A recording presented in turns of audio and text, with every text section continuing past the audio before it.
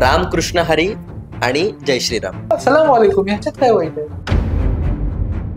अल्लाहू अकबर याच्यात काय वाईट आहे? आम्ही काहीतरी कृती करू, क्रिया करू, त्याच्यावर प्रतिक्रिया देत बसा. तुमच्या प्रतिक्रिया देऊन झाल्या की आम्ही दुसरं काहीतरी करतो. मग त्याच्यावर तुम्ही परत प्रतिक्रिया द्या. आज प्रबोधनकारांना जाऊन 100 वर्ष झाली, पण तरी सुद्धा आजही त्यांचं पुस्तक वाचल्यावर लोकांचा बीपी का हाय होत असेल? प्रबोधनकार हिंदू विरोधी का सर? पण एकीकडे ही तरुणाई आय लव्ह मोहम्मद आणि आय लव्ह महादेव मध्ये गुरफटून एकामेकाच्या विरोधात किंवा एकामेकाची गळे कापायला प्रवृत्त होत. काही विद्रोही तुकाराम म्हणून तुकोबांना मांडतात, काही संत तुकाराम म्हणून सुद्धा मांडतात. तुमच्या पॉइंट ऑफ व्ह्यूने किंवा तुमच्या रिंगणच्या पॉइंट ऑफ व्ह्यूने तुकोबा कसे आहेत? या सगळ्या संतांना जाती संपवून टाकायच्या होत्या का? तर होत्याच. हे रिंगण हे माझं नाही, रिंगण हे सगळ्यांचं. आणि मग ते पैसे माझे उरले नाहीत, ते रिंगण माझे उरलं नाही, ते सगळ्यांचं झालं. ते आपल्यासारखेच होते आणि ते आपल्यासारखे असताना एवढे मोठे झाले हे आपण समजून घ्या. कारण प्रत्येक जण हा स्वतः म्हणजे सेल्फ मेड आपण ज्याला म्हणतो ना तसा आहे.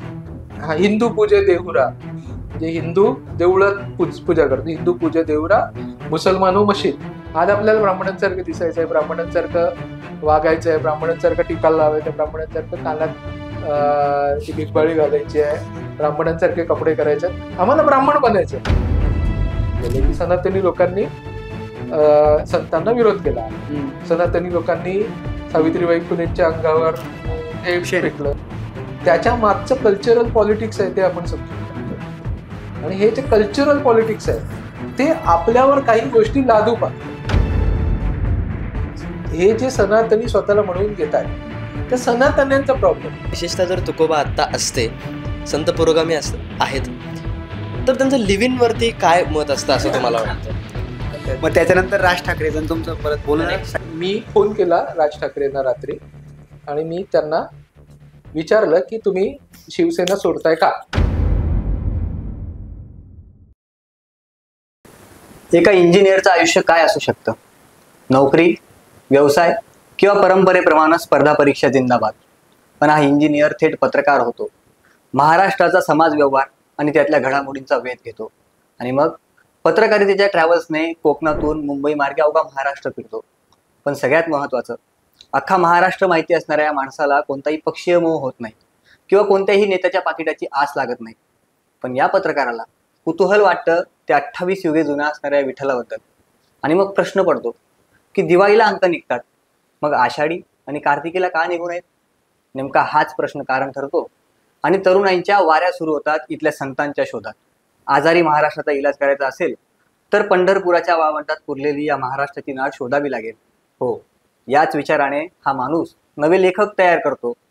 त्या लिहित्या तरुणांना एक पत्र लिहितो, मार्गदर्शन करतो. जे काही होईल ते शेवटी विठोबा पाहून घेईल या विचारानं त्या लिहित्या तरुणांना आधार देतो आणि आधार देणारं एक नाव लिहितो, तुमचाच सचिन शंकर परब. नमस्कार, मी सागर. ऑफिशियल बाबच्या या अनऑफिशियल गप्पांच्या नवीन सेगमेंटमध्ये आज आपले पहिले पाहुणे आहेत आदरणीय सचिन परब सर. सचिन सर, आपलं खूप खूप स्वागत. थँक्यू मित्रा. तर मंडळी, ऑफिशियल बाबच्या अनऑफिशियल गप्पा या मुलाखतींचा सगळ्यात पहिला प्रश्न आहे की सचिन परब ऑफिशियल सध्या काय करतायत? मला फार कठीण प्रश्न वाटतो हा. म्हणजे अनेक म्हणजे नेहमीच्या कठीण प्रश्नांची उत्तरं मला देता येतात, पण सचिन सध्या काय करतोयस या प्रश्नाचं अनेक वर्ष मला उत्तर देता आलेलं नाही. कारण काय होतं की लोकांना असं वाटतं की पोटापाण्यासाठी तू सध्या काय करतोयस हा असा प्रश्न विचारायचा असतो. पण मी खरंच काय करतो हे मला कल्पना नाही. म्हणजे गोष्टी अनेक करतो, पण एक रिंगण सोडून मी कुठल्याच गोष्टीत, म्हणजे पु ल देशपांडेंचं वाक्य आहे माझ्या आवडीचं, आम्ही नियमितपणे पाळला तो अनियमितपणाच. तर आम्ही रिंगण सोडून कुठलीही गोष्ट नियमित केलेली नाही. आता गेली काही वर्ष मी पुढारीचं जे न्यूज चॅनल आहे त्याचा सेटअप करणं आणि त्याच्या पडद्यामागे राहून त्याच्या यंत्रणा सुरळीत करणं अशा पद्धतीचं एक कन्सल्टंट म्हणून काम करतोय. ते गेली काही वर्ष करतोय. शिवाय काही दिवाळी अंक करतो. आता दिवाळी आहे म्हणून ते लक्षात आहे, दिवाळी अंक करतो. प्रबोधनकार.com ची वेबसाईट आहे ते करतो. आणि हे एवढं सगळं खूप होतं, माझ्यासारख्या आळशी माणसासाठी. त्याच्यामुळे माझं हे करतोय सध्या. सर, एक पत्रकारितेचा विद्यार्थी म्हणून एक हा. कुतूहलाचा प्रश्न आहे. म्हणजे विद्यार्थी ज्यावेळेस आपण पत्रकार होऊ पाहतो त्यावेळेस ग्राउंड रिपोर्टिंग, मग पत्रकारितेच यशाचं शिखर गाठायचं असेल तर मात्र मग आम्हाला संपादक होण्याची स्वप्न पडतात. पण हे सगळं असताना तुम्ही पत्रकारितेत सल्लागार झालात आणि एकाकी नंतर तुम्ही संत साहित्याकडे वळला. हे असं अचानक कसं झालं? नाही, काही महत्वाकांक्षा तर खूप होत्या, जसं सारख्या महत्वाकांक्षा मलाही होत्या. अनेक वर्ष त्या महत्वाकांक्षांसाठी झगडत पण होतो, म्हणजे खूप संघर्षही केला. आणि पण त्या महत्वाकांक्षा जेव्हा पूर्ण होताना दिसल्या, म्हणजे त्याच्या अगदी जवळ हात पोचला, तेव्हा लक्षात आलं की अरे हे काय आहे? ह्याच्यात बस एवढं आपल्याला मिळवायचं होतं, तिथपर्यंत आपण पोचलो. पण त्याच्यामुळे एक थोडंसं काहीतरी वेगळं करत राहावं असं वाटलं. परत संपादक बनणं म्हणजे कुठल्या तरी एका ब्रँडशी जोडून घेणं. तर मला सुरुवातीपासून असंच वाटायचं की आपण सचिन परब सचिन परब असं कोणाशी तरी जोडण्याची काही गरज नाही. सचिन परब ही छोटी ओळख असेल, पण ती काहीतरी स्वतंत्र ओळख निर्माण व्हावी असं वाटलं. त्याच्यातून ह्या गोष्टी डेव्हलप झाल्या. मला कायम असं वाटतं की जे काही रिंगणसाठी पांडुरंगाची, संतांची सेवा होते, त्याच्यामुळे पांडुरंग माझा उदरनिर्वाह चालवतो. तर ते पांडुरंगाने दिलेली कामं आहेत ही मला, जी इतर कामं म्हणजे रिंगण करण्यासाठी म्हणून मला इतर कुठली कामं करता येतात ती मला पांडुरंग जोडून देतो, ती मी करत असतो असं मला वाटतं. म्हणजे हे काही लॉजिकल नाही आहे, पण मॅजिक आहे त्याच्यात, बाकी तेवढंच आहे. सर, तुम्ही पत्रकार आहात, तुम्ही तुमच्या भावनेसाठी रिंगणकडे वळलात, म्हणजे तुमची ती भावना आहे. पण भावना टिकवून ठेवणं एका मर्यादेपर्यंत ठीक असतं. तुम्हाला याचा चांगला व्यवहारही करता आला असता, व्यवसाय करता आला असता, पण तुम्ही तसं काही केलं नाहीत. म्हणजे तुम्ही आर्थिकदृष्ट्या खूप काही गोष्ट यातनं साध्य करून घेतली असती. मग हे का? म्हणजे व्यवसाय न करता ते 12 वर्षापासून तुम्ही निरंतर त्यात टिकून आहात. म्हणजे भावनेसाठी माणूस 2-3 वर्ष करू शकतो, पण तुम्ही 12 वर्ष टिकून आहात त्यात. याबद्दल कसं?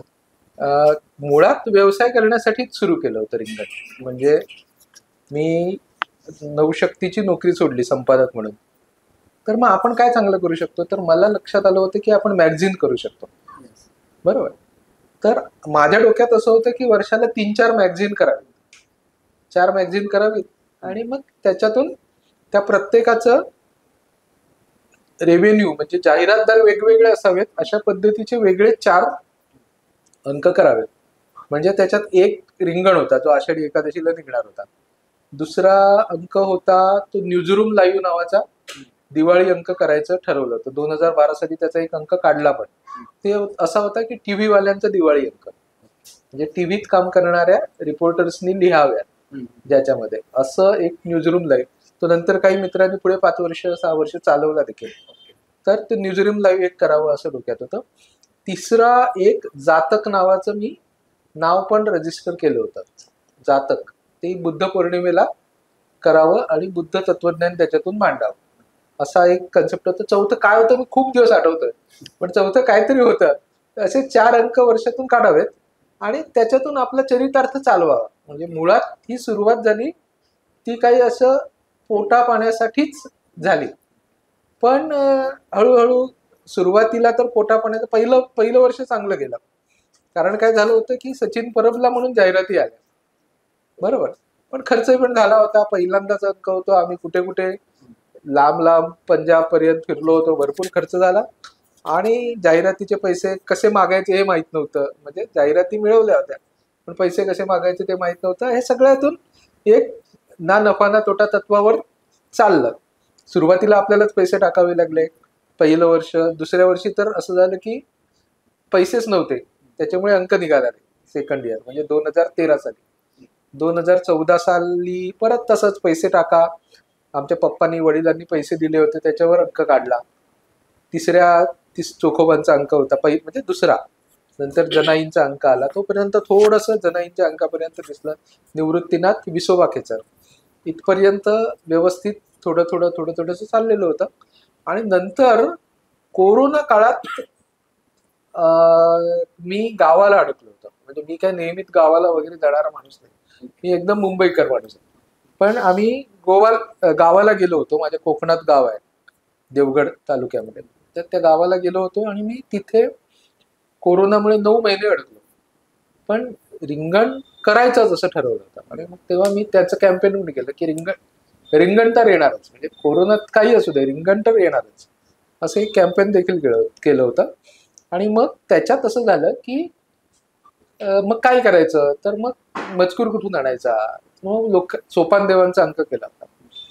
तर मग तेव्हा लक्षात आलं की लोक व्हॉट्सअप हेच आपलं हातातलं साधन आहे. मग व्हॉट्सअपवर लोकांनी पूर्ण पुस्तकं स्कॅन करून पाठवली, ते रेफरन्सेस जमा झाले, लेख हळूहळू येऊ लागले, वितरणाची व्यवस्था हळूहळू लागली कारण दुकानं बंद होती. पण मग पैसे कुठून आणायचे, तर मग ते पण आपण व्हॉट्सअप किंवा ऑनलाईन, तोपर्यंत ऑनलाईन सेट झालाच डिजिटल. त्याच्यापूर्वी लोक पैसे देत होते की आम्ही मित्रमंडळींकडून ही कन्सेप्ट सुरू केली होती की अभंगदूत रिंगण करायचं असेल तर तुम्ही 1000 रुपये मदत करा. मग ती हळूहळू ती सर्वव्यापी झाली रिंगणच्या काळात, की ते रिंगण कोरोनाच्या काळात. तर मग ते कोरोनाच्या काळात असं ते सगळ्यांपर्यंत पोहोचलं आणि लोक त्याच्यासाठी भरभरून मदत केली त्या वर्षी लोकांनी. आणि ते असं होतं की मला माहिती आहे की ह्या माणसाची नोकरी गेली आहे, आता याला घरी काय परिस्थिती असेल ते माहित नाही, पण तो माणूस 1000 रुपये पाठवतो. किंवा काय एखादा रिक्षावाला आहे, माहिती आहे रिक्षा बंद आहे, मला माहिती आहे की ह्याची रिक्षा बंद आहे, पण हा पैसे पाठवतोय. असं गावावरून झालं. चंद्रकांत वानखेडे म्हणून आमचे गांधी कामरत नाही लेखक आहेत, त्यांनी 25,000 रुपये पाठवले. मला माहिती आहे की चंदूभाऊंकडे काय परिस्थिती आहे, पण ते 25,000 रुपये पाठवतात. असे लोक पैसे पाठवायला लागले. तेव्हा माझ्या लक्षात आलं की हे माझं नाहीये, हे रिंगण हे माझं नाहीये, रिंगण हे सगळ्यांचं आहे. आणि मग ते पैसे माझे उरले नाहीत, ते रिंगण माझे उरलं नाही, ते सगळ्यांचं झालं. आणि मग त्याचा जो प्रवास होता की एक व्यवसाय म्हणून जेव्हा त्याचे पैसे मिळायला सुरुवात होणार होती, तेव्हाच पांडुरंगाने सांगितलं की अरे हे तुझं नाही आहे, हे तुला हे सगळ्यांचं आहे. आणि मग ते सगळ्यांचं झालं. आणि मग ते सगळ्यांचं जे काही होतं त्याच्यातून रिंगण उभं राहिलं. तर हे जे काही घडतंय, मी काही फार असं ठरवून हे करूया ते करूया, मग याच्यानंतर असं होईल, त्याच्यानंतर त्याचा परिणाम तसा होईल, त्याचा इम्पॅक्ट हे होईल, मग या इतक्या वर्षानंतर हा गोल, तितक्या वर्षानंतर तो गोल, अशा पद्धतीने विचार करायचा म्हणजे तेवढी अक्कल पण नाही आणि तो हेतूही नाही. तर जे काय आहे ते जे सापडत जाईल ते करत जायला पाहिजे. ते पण आपल्याला जितकं झेपेल तेवढंच करायचं, फार काही लोड घ्यायचा नाही. तर त्याच्यामुळे ते त्याच्यातून आपोआप हे जे काही तुम्ही म्हणताय की याच्यातून तुम्ही व्यवसाय का केला नाही, तर तसं काही विचारपूर्वक काही केलं नाही, तर ते आपोआप ते घडत गेलं. थोडक्यात रिंगणचं असं काही रोडमॅप ठरला नव्हता, पांडुरंग जशी वाट दाखवत गेला तसं रिंगण पुढे पुढे जातंय. रिंगणवरती आपण बोलत राहू, पण मला आता एक जरा वेगळा प्रश्न विचारायचा आहे. राज ठाकरेंचं शिवसेना सोडणं आणि ती फूट, ही बातमी कदाचित अलीकडच्या काळातल्या शिवसेना फुटीपेक्षाही जास्त महत्वाची होती. मग ही बातमी पहिल्यांदा मांडणारा पत्रकार किती दर्जेदार असेल? तुम्ही ती बातमी पहिल्यांदा मांडली आणि त्यानंतर काही गदारोळ झाला असं आम्ही फक्त ऐकलंय. त्या घटना आम्हाला तुमच्याकडून ऐकायच्यात.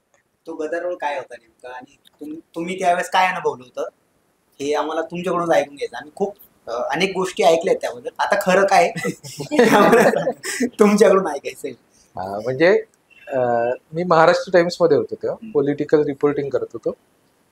आणि आदल्याच दिवशी म्हणजे आम्ही ते त्याच्या अगोदर आपलं यांचं नारायण राणेंचं मोठं बंड शिवसेनेमध्ये झालेलं होतं. मी कोकणात वगैरे जाऊन त्यांची निवडणूक कव्हर केलेली होती. आणि त्या सगळ्या काळामधलं राज ठाकरे आणि उद्धव ठाकरे यांच्यातलं एक कोल्ड वॉर किंवा धुमसत असलेलं सगळं वातावरण तिथे त्यांच्यासोबत आजूबाजूला बघत दिसत होतं. आणि त्या सगळ्याचा काहीतरी परिणाम होणार हे समजत होतं. म्हणजे असं जे आपल्याला एक इंट्युशन असते ना की हे काहीतरी बरोबर. बरोबर. म्हणजे कसं असतं की दोन पद्धतीने पॉलिटिकल रिपोर्टिंग होतं असं मला वाटतं. मी काही जर्नलिझम शिकलेला माणूस नाही, तर मला काय वाटतं की दोन पद्धतीने होतं. एक असं असतं की तुमचे सोर्स सांगतात, बरोबर. म्हणजे आत्ता ज्या पद्धतीने पॉलिटिकल रिपोर्टिंग प्रामुख्याने होतं की काही लोक असतात जे सांगत असतात की असं सूत्र. सूत्र सांगतात असं असं. दुसरं पॉलिटिकल रिपोर्टिंग असतं की तुम्हाला तर्क लावावं लागतं की हे असं असं असं झालं म्हणजे असं होणार आहे. बरोबर. मग तुमचे ते तर्क सतत आपल्या डोक्यात फिरत राहायला पाहिजेत की या अशा परिस्थितीत हा माणूस, म्हणजे कोणी असू देत, राज ठाकरे, उद्धव ठाकरे, सोनिया गांधी, राहुल गांधी किंवा कोणी जे कोण असतील ते, देवेंद्र फडणवीस, नितीन गडकरी, नरेंद्र मोदी, ही माणसांचं सतत आपण फॉलोअप ठेवून ही माणसं या प्रसंगी अशा पद्धतीने वागतील. बरोबर, हायपोथेटिकली तर्क मांडत राहणं आणि मग हे असं वागतील, मग ती तसं वागतील का, तर मग तसं वागणार असतील तर आपण त्याचे कन्फर्म करत राहायची ती की हे असं होतंय का. मग प्रत्येक वेळेला आपला तर्क चुकतोच, बरोबरच येतो अशातला भाग नाही, तो चुकतो, मग तो का चुकला, मग आपण आपले आणखी भक्कम होत जातो आपल्याला. मग ह्या प्रक्रियेला आपल्याला फक्त निरीक्षणाची गरज असते आणि आजूबाजूला काय घडतंय ते त्याचे डॉट्स जोडत राहावं लागतं. ही अशी एक पद्धत आहे. बरोबर, अनालिसिस करताना ती फार उपयोगाची होतं. मी साधारणतः अशा पद्धतीने माझे खूप चांगले रोज महाराष्ट्र टाइम्ससाठी रिपोर्टिंग करत होतो. त्याच्यापूर्वी मी टीव्ही मधल्या पहिल्या फळीचा रिपोर्टर होतो. म्हणजे जी पहिली फळी आमची जी पहिली रिपोर्टिंग करायला लागली त्याच्यातला. त्याच्यामुळे अनेक लोकांचे पहिले इंटरव्ह्यू मी केलेले, नेत्यांचे, त्यांच्या आयुष्यातले पहिले इंटरव्ह्यू. त्याच्यामुळे ते संपर्क होतेच. ती सगळे मित्रमंडळी, अगदी जवळची मित्रमंडळी नसली तरी गरज लागले शिव्या घालून एकमेकांना बोलणारे की अरे हे असलं काय करतो तू वगैरे, इथपर्यंतची ती मैत्रीत असलेली गोष्ट होती. त्याच्यामुळे गोष्टी कन्फर्म करता येत होत्या. बरोबर, तर विश्वास होता एकमेकांच्या बद्दल, अडीनडीला मदत करणारी लोक होती ही सगळी. आणि फक्त बातमीच्या पलीकडचे संबंध होते ते आजही आहेत. तर हे आपले जे तर्क आहेत त्या तर्कांना बळकटी ह्या लोकांशी बोलता नाही येत होते. मग तशा पद्धतीने ते लक्षात येत होते की काहीतरी मोठं धुमस्त आहे इकडे. आणि त्याच दिवशी लोकसत्ता, जो तसा त्या काळातला प्रतिस्पर्धी पेपर होता, त्यांनी जबरदस्त कडक बातमी दिली होती. संदीप प्रधानांनी दिली असावी ती बहुतेक, की हे म्हणजे टोकाला कसं पोहोचलेलं आहे या दोघांमधलं, आणि ती आपल्याकडे बातमीच नाही. मी बीटचा रिपोर्टर आहे त्या, आणि माझ्याकडे बातमीच नाही ती. त्याच्यामुळे ऑफिसमध्ये ऐकून घ्यावं लागलं होतं, टेन्शन होतं. आणि त्याच दिवशी दुपारी शिवसेनेचा एक नेता म्हणजे सचिव, जो आता काँग्रेसमध्ये आहे, तो आम्हाला भेटला होता. तो आम्हाला भेटला होता नरिमन पॉइंट परिसरामध्ये, मंत्रालयात. आणि ते एकदम सुभाष देसाईंच्या विरोधात, उद्धव ठाकरेंच्या विरोधात जास्त नाही, पण त्यांच्या आजूबाजूच्या लोकांच्या विरोधात फार टोकाचं बोलायला लागलं. म्हटलं हे काय आहे की एवढा माणूस, म्हणजे ते एकदम हे होतं. त्याची बातमी तयार केली मी, ती त्याच दिवशी आतल्या पानावर वगैरे पण लागली. पण हे काहीतरी घडतंय असं लक्षात आलं. आणि मग माझ्यासोबत दोन मोठी माणसं त्या टाइम्स बिल्डिंग मध्ये काम करत होते, ज्यांचं शिवसेनेच्या बद्दलचं आकलन हे अत्यंत जबरदस्त होतं. ती दोन माणसं म्हणजे डॉक्टर भारतकुमार राऊत, ज्यांच्यामुळे मी पत्रकार म्हणून मला फार संधी मिळाली, मी घडलो, ज्या माणसामुळे घडलो, ज्याच्याविषयी मी अत्यंत कृतज्ञ आहे, ते म्हणजे डॉक्टर भारतकुमार राऊत, आणि दुसरे म्हणजे अमरीश मिश्र. तर ही दोन माणसं त्या टाइम्स बिल्डिंग मध्ये काम करत होती. तर ती बातमी जरी मी ब्रेक केलेली असली तरी ह्या दोघांचं त्याच्यामध्ये फार मोठं योगदान आहे. आणि मग ती बातमीच्या दृष्टीने मी आणि मग शेवटी जेव्हा वाटलं की हे असं आहे का, तर मी फोन केला राज ठाकरेंना रात्री, आणि मी त्यांना विचारलं की तुम्ही शिवसेना सोडताय का. रात्री पानं लागली होती आणि 10-10:30चा वेळ असेल. मी निघता मी परत आलो मला कळल्याच्या नंतर, आणि मी परत येऊन ऑफिसमधून फोन केला की तुम्ही शिवसेना सोडताय का. आणि त्यांनी तिकडून म्हटलं की आपण नंतर बोलू. त्यांनी नाही म्हटलं नाही हीच बातमी आहे. आणि मग त्याच्या अगोदरचे सगळ्या जे टिंब मी गोळा केलेले होते त्याच्याशी एकदम ते फिट जुळत होतात. आणि मग मी सगळ्यांकडून ते कन्फर्म करून ती बातमी लागली. प्रश्नचिन्ह नसलेली बातमी होती. राज ठाकरे यांचा शिवसेनेला जय महाराष्ट्र. सगळे टीव्ही चॅनल्स आहेत आणि महाराष्ट्र टाइम्स सारख्या पेपरमध्ये 7 कॉलम बातमी लागते. मुकेश माचकर तेव्हा पान 1 वर बसलेले होते. लेआउट प्रशांत केणी आमचा खूप क्रिएटिव्ह मित्र आहे, तो लावत होता. त्यांनी बातम्या लगेच खाली खेचल्या, ती बातमी लावली तिकडे आणि त्याचं हेडिंग पण मुकेश माचकरांचंच आहे शिवसेनेला. मी लिहिलेली बातमी तिकडे लगेच लागली, कटआउट काढून तयार होता आणि ती बातमी तिकडे लागली. बातमी लागली दुसऱ्या दिवशी सकाळी मी झोपलेलो होतो आणि इकडे महाराष्ट्र टाइम्समध्ये मोर्चा आला होता. शिवसेनेतल्या माझ्या मित्रांनी आय मायवरून मला फोन करून शिव्या घातल्या होत्या की तूच बातमी दिलेली असेल, का बायलाईन नव्हते, तूच बातमी दिली असणार. मोर्चे काढले होते. माझे बॉस प्रताप आसबे साहेब होते, त्यांनी मला सांगितलं आज बाहेर नको पडू. आणि तिकडे मोर्चे आलेले आहेत, पेपर जाळले होते महाराष्ट्र टाइम्सचे. पण सकाळीच लोकांना मेसेज पोचले होते आणि महाराष्ट्रभरातली राज ठाकरेंची सगळी माणसं ही त्यांच्या घरी कृष्णकुंजला यायला सुरू झाली. त्या बातमीच्या नंतर यायला निघाली होती. तिथे त्याच दिवशी आमचा जवळचा मित्र प्रसाद काथे याचं लग्न होतं. आम्ही बॅग घेऊन लग्नाला निघालो होतो, पण मी म्हणजे बोरिवलीवरून बस न पकडता नाशिकची मी तीच बॅग घेऊन कृष्णकुंजला दुपारी आलो, जेव्हा कळलं असं होत आहे.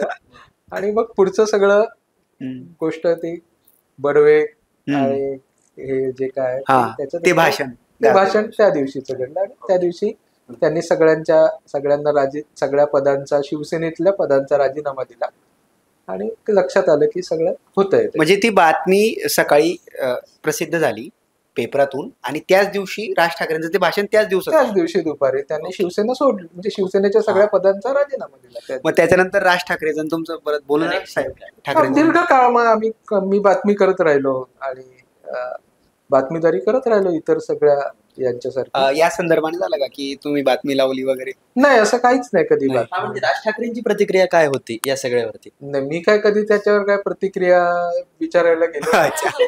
हा, पण मी रिपोर्टर होतो. मी काय असं फार कोणाशीच अशी काय या सगळ्या नेत्यांपैकी कोणाशीच आपली काय घसीट होती, दोस्ती होती, कशी वाटली माझी बातमी असं विचारायला जाण्याची आपली काही पद्धती नव्हती. तर त्याच्यामुळे मी काही विचारही केला नाही. म्हणजे माझ्यासाठी ती एक इतर बातम्यांसारखी एक नॉर्मल बातमी होती. मला लक्षात येत होतं की ही मोठी बातमी आहे, त्याची बायलाईन आली नव्हती, पण लोकांना सचिन परब याचं आणि मी एका रिपोर्टरचा संपादक बनायची प्रोसेस त्या बातमीने सुरू केली. बातमीवरून आता ह्या पत्रकार म्हणून आणि एक संत साहित्याचा विचार पोहोचवणारा एक माणूस म्हणून एक मला प्रश्न विचारायचा आहे. मगाशी तुम्ही म्हटले की तुम्ही एक मुंबईकर आहात, अस्सल मुंबईकर आहात, आणि आता मुंबईमध्येच एक खूप मोठं काय म्हणतात, खूप मोठा कलह सुरू आहे. अगदी 1-2 दिवसांपूर्वीच एका धर्मसभेचं आयोजन झालं. त्या जैनांच्या धर्मसभेचं आयोजन झालं. त्या धर्मसभेत वेगवेगळ्या धर्माचे प्रतिनिधी त्या ठिकाणी आले होते. तर त्यात आपल्या म्हणजे हिंदू धर्माचे जे प्रतिनिधी आहेत त्यांनी ज्ञानोबा तुकोबांचा उल्लेख देत शस्त्र हातात घेण्याची भाषा सुद्धा त्या ठिकाणी झाली. त्याच्या खूप ब्रेकिंग न्यूज वगैरे झाल्या, सगळं काही झालं. आता मला रिंगण संत साहित्याच्या दृष्टिकोनातून तुम्हाला विचारून घ्यायचंय, जो तो ज्ञानोबा तुकोबांना ज्याच्या त्याच्या पद्धतीनं मांडताना आपल्याला दिसून येतो. काही विद्रोही तुकाराम म्हणून तुकोबांना मांडतात, तर काही संत तुकाराम म्हणून सुद्धा मांडतात. तुमच्या पॉईंट ऑफ व्ह्यूनी किंवा तुमच्या रिंगणच्या पॉईंट ऑफ व्ह्यूनी तुकोबा कसे आहेत, तुम्हाला कशी दिसतात आणि तुम्हाला ते कसे अपेक्षित, तुम्हाला समाजाला तुकोबा कसे आहेत काय सांगायचंय रिंगणच्या माध्यमातून? संत कसे आहेत नेमकं? आम्ही काय करतो रिंगणमध्ये, तुम्हाला सगळ्यांना माहिती आहे, तरी हे ऐकणाऱ्या सगळ्यांना रिंगण काय माहित असेल असं काही मला वाटत. आपण काय करतो रिंगणमध्ये आपण दरवर्षी एका संताचा अभ्यास करतो. बरोबर. म्हणजे एक संत काय आहे असं आपण संत नामदेवरायांपासून सुरुवात केली. आतापर्यंत 13 संत झाले. प्रत्येक वर्षी एकेका संतांचा आपण मागोवा घेतो आणि तिथे जातो त्यांच्या गावाला आणि ते संत मांडण्याचा प्रयत्न करतो. त्यांचं कर्तृत्व, त्यांचं आत्ताच्या प्रभाव काय आहे त्यांचा, आत्ताच्या क्षणी त्यांचं काय रिलेव्हन्स आहे, नंतर त्याच्यानंतर त्यांचं विचार काय आहे, असं त्यांचं काव्य काय आहे, सगळ्याचा आढावा घेतो. त्यांच्यावर सिनेमे कुठले आले, त्यांच्यावर नाटकं कोणी लिहिली, कादंबऱ्या काय लिहिल्या, त्यांच्या प्रेरणेने कुठे कुठे काय काय कामं उभी राहिली, असं सगळं त्या अंकांमध्ये मांडायचा आपण प्रयत्न करतो. बरोबर. तर अजून मला त्या सगळ्या परंपरेचं आकलन आहे पूर्णपणे असं काही मला काही वाटत नाही. बरोबर. मी आपलं ते समजून घेण्याचा प्रयत्न करतो, तो संत त्या वर्षी. खरं तर मला आतापर्यंत सापडलेलं काय आहे त्याच्यातलं, तर ती ही सगळी परंपरा आहे ना, ती जबरदस्त आहे. म्हणजे आपण मराठी म्हणून किंवा किंबहुना एक आतली जी संस्कृती आहे, आत्ताची आपली जी संस्कृती आहे, त्याचा पाया या सगळ्या लोकांनी मिळून घातलेला आहे. मित्र होते सगळे ते, आणि आपलेही मित्रच आहेत खरं तर. म्हणजे ते कोणीतरी थोर मोठे असा जर विचार केला तर त्यांचं सगळंच, म्हणजे ते अवतार होते, कुठले तरी आकाशातून पडले होते आणि आकाशात निघून गेले, असला सगळा विचार केला ना तर आपल्याला त्यांच्या प्रेरणाच नाही मिळत. त्यांची प्रेरणाच आपण घेऊ शकत नाही. ते आपल्यासारखेच होते आणि ते आपल्यासारखे असताना एवढे मोठे झाले, हे आपण समजून घ्यायला पाहिजे. कारण प्रत्येक जण हा स्वतः, म्हणजे सेल्फ मेड आपण ज्याला म्हणतो ना, तसा आहे की स्वतः घडत गेलेला आहे. त्या प्रत्येकाने आपल्यामध्ये बदल केलेले आहेत. म्हणजे त्यांचे अभंग जरी बघितले तरी ते बदलत बदलत बदलत गेलेले आपल्याला दिसतात. 2 ग्रंथ आहेत. ग्रंथ लिहिणारे खूप कमी लोक आहेत, पण ज्यांचे 2 ग्रंथ आहेत, तर पहिल्या ग्रंथापेक्षा दुसऱ्या ग्रंथापर्यंत माणूस बदललेला आहे, वेगळ्या पद्धतीचं तत्वज्ञान मांडताना दिसतं. तर ही माणसं म्हणून आपण त्यांच्याकडे बघायला पाहिजे. आणि ते म्हणजे काही धर्मग्रंथ आहे तर आपला धर्मग्रंथच आहे. तुकोबांची गाथा, म्हणजे तुकोबांचा विचार हा आपलाच धर्मच आहे. ज्ञानेश्वरी हा आपला धर्म आहे, धर्मग्रंथच आहे, पण तो म्हणजे पोथी नाहीये. बरोबर. त्याला आपल्याला आपल्या काळानुसार त्याचा अर्थ समजून घ्यायला पाहिजे. बरोबर. तर आपण आपल्या काळाच्या नुसार ते समजून जेव्हा घेतो, तर त्याचा जर आपण आपल्या काळाशी जोडलेला, आत्ता काळ बदललेला आहे आपला एवढ्या मोठ्या प्रमाणात, आणि आपण परत तेच सगळं डोक्यावर घेऊन बसत असू आणि त्यांना फक्त धर्म अध्यात्मापुरतं मर्यादित ठेवत असू, तर प्रॉब्लेम. बरोबर. आणि आपण म्हणतो की मराठी अस्मितेचे ते मूळ आहे, हिंदू अस्मितेचं मूळ आहे, ते सगळ्याच्या पलीकडे. म्हणजे मराठी जसे वारकरी आहेत तसे गुजराती वारकरी आहेत, तामिळ वारकरी आहेत, तेलुगू वारकरी आहेत, आणखी सगळ्या भाषेतले वारकरी आहेत, हिंदी आहेत, राजस्थानी आहेत, सगळ्या भाषेत वारकरी आहेत. तसे हिंदू वारकरी आहेत, तसे मुस्लिम वारकरी आहेत, बुद्ध वारकरी आहेत, जैन आहेत, लिंगायत आहेत, ख्रिश्चन आहेत. या सगळ्या ह्याच्यात वारकरी झालेले आहेत. म्हणजे सगळ्या जातींमध्ये संतच झालेले आहेत मुळात. म्हणजे वारकरी तर सोडा, संतच झालेले आहेत. तर ही सगळे जात, धर्म, प्रदेश, लिंग, या सगळ्याच्या पलीकडची परंपरा आहे. म्हणजे जेव्हा आपण धर्माच्या पलीकडे जातो ना, तेव्हा आपण भक्तीच्या रिंगणामध्ये जातो. जेव्हा आपण जातीच्या पलीकडे जातो, धर्माच्या पलीकडे जातो, प्रांताच्या, भाषेच्या, अस्मितांच्या पलीकडे जातो ना, तेव्हा भक्ती येते. मी माझ्यावरच एवढे मुखवटे लावून घेतलेले आहेत, माझ्या ओळखीवरच. तर एवढं दाट आवरण असताना मी भक्ती करू शकत नाही. भक्ती म्हणजे काय, तर कोणासाठी तरी समर्पण, कोणात तरी म्हणजे एखादा जोडलं जाणं. तर ते कधी होईल, माझे एवढे सगळे डोक्यावर घेऊन तर ते होऊ शकत नाही. त्याच्यामुळे धर्म, जात, पंथ ह्याच्या पलीकडे भक्तीचा रस्ता सुरू होतो. वारकरी धर्माचा रोड त्याच्या पुढे आहे. तर मग तो काय आहे, मग तेव्हा तिकडे कोणी लहान नाही, मोठा नाही. तुमच्या ओळखी पाळखी इकडे सगळ्या संपलेल्या आहेत. आणि आपण आज जे काही लोक तू म्हणतोस ते ज्या पद्धतीने या सगळ्याचा वापर करून घेतो, तर प्रत्येक जण आपापल्या पद्धतीने बघतो. म्हणजे चक्रधर स्वामींचा अंक करण्याचा प्रयत्न सध्या सुरू आहे. चक्रधरांनीच सांगितलेली, सर्वज्ञ चक्रधरांनी सांगितलेली ती प्रसिद्ध गोष्ट आहे की तो एक हत्ती आहे आणि प्रत्येक जण त्याचे पाय पकडतो आणि सांगतो की ते आहे. तसं आहे माऊली म्हणजे हे आहे, माऊली म्हणजे ते आहे, तुकोबा म्हणजे हे आहे, तुकोबा म्हणजे, तर तुकोबा म्हणजे पूर्ण काहीतरी आहे असं जे समग्र तुकड्या तुकड्यात नसलेलं आकलन. म्हणजे मेट्रो नावाचा जो पिक्चर आला होता आपले, ते city life in the metro, आता पार्ट 2 पण आला. प्रत्येक जण तुकड्या तुकड्यात वेगवेगळ्या दृष्टीने आपल्या त्या लाईफ कडे बघताय, बरोबर. तर आपण हे तुकड्या तुकड्यात बघणारे लोक आहोत, म्हणून आपल्याला त्याचं समग्र आकलन होत नाही. ते समग्र आकलन हे त्या आपल्या सगळ्या बाह्य आवरणांच्या पलीकडचं आहे. आपण तेच आहोत. म्हणजे अजूनही मी वारकरी म्हणून देखील त्याच्याकडे जेव्हा बघतो तेव्हा मला अजूनही ते टोपी, माळा, डोक्यावरचं अष्टगंध,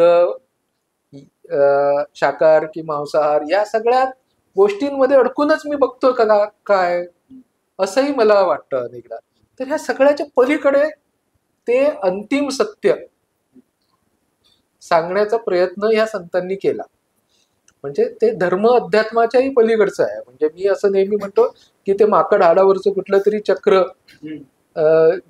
विकसित करून समाधी बिमाधी मिळवणारे हजारो लोक होऊन गेले इतिहासात.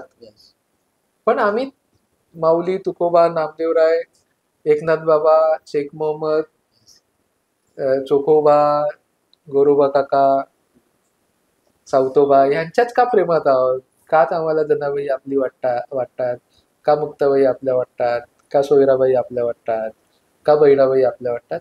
कारण या पलीकडचं सगळं सामाजिक सांस्कृतिक भान या महाराष्ट्राला त्यांनी दिलेलं आहे.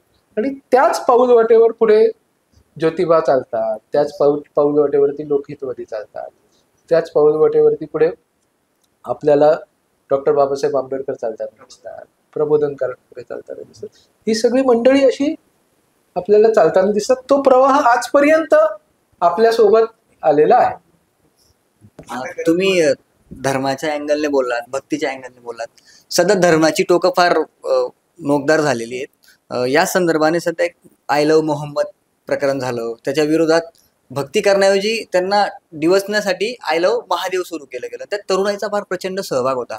म्हणजे एकीकडे रिंगणच्या माध्यमातून तुम्ही तरुणाईला संतांचा अभ्यास करून देतायत, संतांवर लिहिण्यासाठी प्रेरित करतायत, पण एकीकडे ही तरुणाई आय लव्ह मोहम्मद आणि आय लव्ह महादेव मध्ये भरपटून एकामेकाच्या विरोधात किंवा एकामेकाची गळे कापायला प्रवृत्त होते. आय लव्ह माऊली त्याच्या पुढे आहे. कारण कसं आय लव्ह माऊलीमध्ये आय लव्ह महादेव पण येतोय आणि आय लव्ह मोहम्मद पण येतोय आणि त्याच्या पलीकडचं सगळंच येत आहे.